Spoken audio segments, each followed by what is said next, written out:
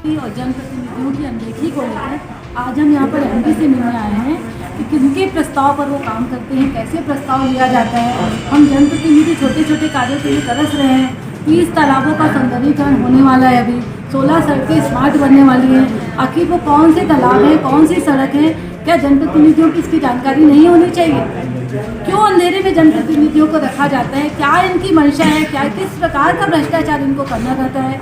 जनता के द्वारा चुने हुए प्रतिनिधि हैं, जो हम सब भी हैं, वो जनता के प्रतिनिधि हैं। आप पब्लिक के सर्वेंट हैं। जनता आपके पास नहीं आएगी पूछने, जनता हमारे पास आती है, हमारे ऊपर आरोप लगते हैं। आप हमको जानकारी नहीं दोगे तो हम जनता के सवालों का क्या जवाब देंगे? क्यों बार बार बूढ़ा तालाब के ही सौंदर्यीकरण में पैसा खर्चा हो रहा है? क्या बाकी शहर के अन्य तालाबों को जरूरत नहीं है? इन्हीं सब विषय को लेकर आज हम एमडी से बात करेंगे कि किस नियम के तहत आप कार्यों को छुपा के रखते हैं। अगर आपकी नीयत सही है तो जो स्मार्ट सिटी के जो फंडिंग आती है, चाहे वो केंद्र सरकार से आ रही हो, चाहे वो राज्य सरकार से आ रही हो, उसके आप हिसाब हमको क्यों नहीं दे रहे?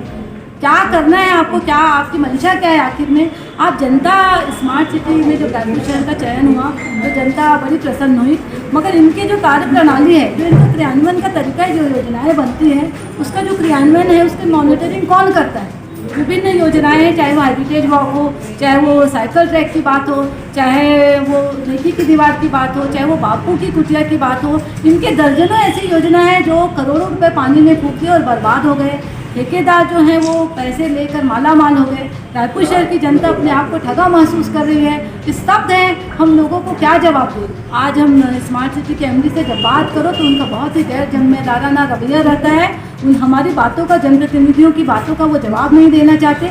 आज हम सब इसी विषय को लेकर उनसे यहाँ बात करेंगे कि आप हमको अंधेरे में मत रखिए। जनप्रतिनिधि अपने वादे से चुनाव जीत कर आए हैं, जनता उनसे पूछ रही है, वो जनता के जवाब दें। हम सब इन्हीं बातों का जवाब आज एमडी जी से मांगेंगे।